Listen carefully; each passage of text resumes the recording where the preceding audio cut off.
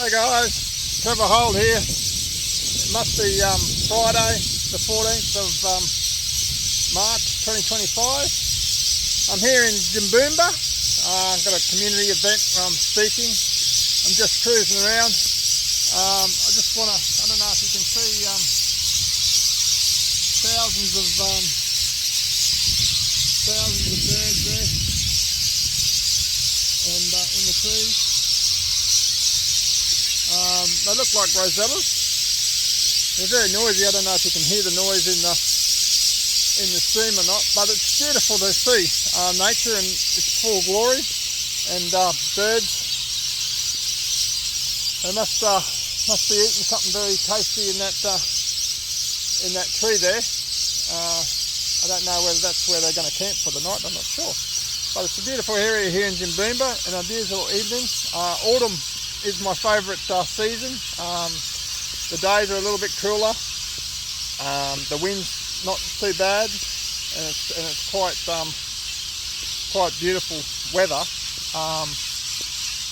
So since the cyclone Alfred has gone, the weather's been beautiful here in southeast Queensland. So I'm here tonight speaking about the fire ant eradication program again, and the fact that I'm against prophylactic treatment.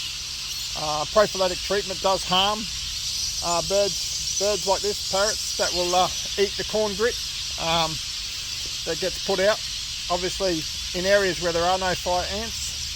So there's problems with that. I was just reading a post today about someone that was bitten several times throughout 2024, not even over the cyclone, but they had anaphylactic reactions, allergic reactions to the fire ant bites. Their property had hundreds of thousands of fire ants on their property, and they were trying to get the National Fire Ant Eradication Program to help treat this, I think it was 12 or 14 acre property. The mother had breast cancer, stage 4 breast cancer, and the son was a 14-year-old boy that is obviously allergic to it, and he's been administered to hospital twice. And they reckon even the EpiPen or the adrenaline from the ambulance drivers struggles to assist them, and normally you've got to spend a couple of nights in hospital. So begging all year to help treat this property, 14 or 12 acres of land infested with fire ants, fell on deaf ears. There's no one there that has come to help them, which is quite ironic, because meanwhile they get 20 people terrorising and cutting locks and jumping fences of properties that don't have fire ants and chemical treating them where the owner doesn't want it to happen. In fact, in the Samson Valley, this very lady was arrested because she didn't want them on her property where there was no fire ants treating, and there was videos of 10, 20 people there spreading chemicals over her property with the cows and everything in her rural property where there was no fire ants. And yet here's this woman screaming for help. She's vulnerable herself with a cancer diagnosis that she's got to battle with. Her son's obviously having these allergic reactions, so can't get bitten by these creatures, and they've got infestations, hundreds if not thousands on their property, and the National Fire Ant Eradication Program can't help them. Yet they've got the resources to jump fences, arrest people that don't want it, that don't have fire ants in the areas where there are no fire ants, and yet they can't help this person in the infested zone treat the fire ants that are there. Every month that fire ants aren't treated, more sexuals get released into the environment and create a bigger infestation.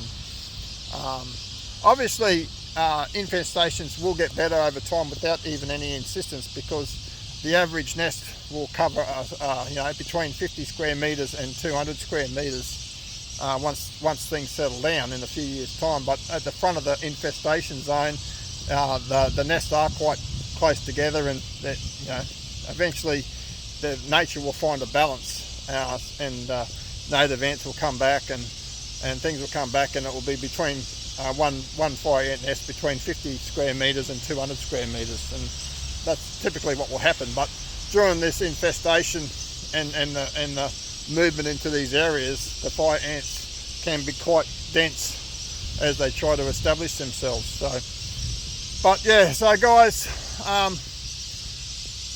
fire ants obviously need managing.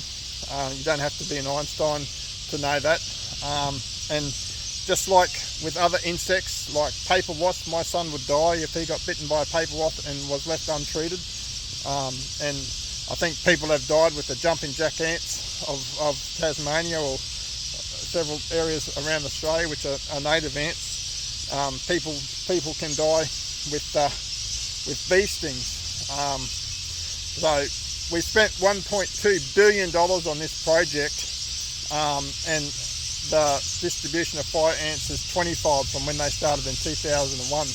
And over the last 5 years, the distribution of fire ants has doubled. So they're not eradicating anything, they're just spending money. If we spent $1.2 billion in our road infrastructure, we could save thousands of people's lives every year.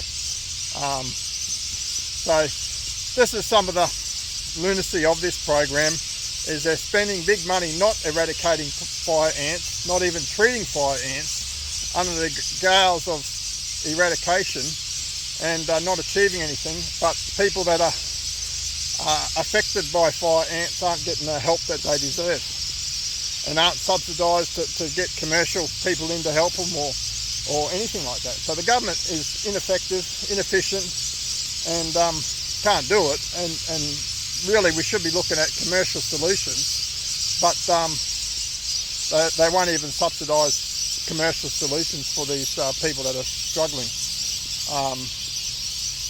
Yeah, and that's where we're at the moment. So anyway, guys, I'm just getting ready for this community meeting. We're going to talk about this a bit and spread the word, but I just thought I'd do a quick video, and I just heard them beautiful parrots there in their thousands. Obviously, it gives me such a great sigh of relief that there are areas here that native life are flourishing, and we're very lucky in this country.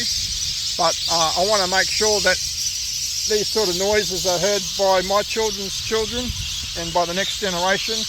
And we've got to stop recklessly using toxic poisons in the environment, irresponsibly and recklessly,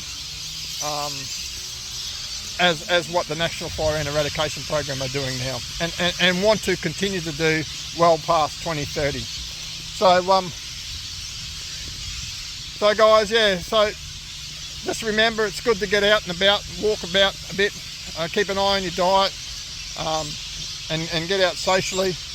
Obviously, your overall well-being, health and well-being depend on your emotional engagement socially, your exercise, your diet. Get out, get a bit of sunlight, get a bit of fresh air, spend some time in some nature, and look after yourself. No worries, guys. Have a good day. Bye.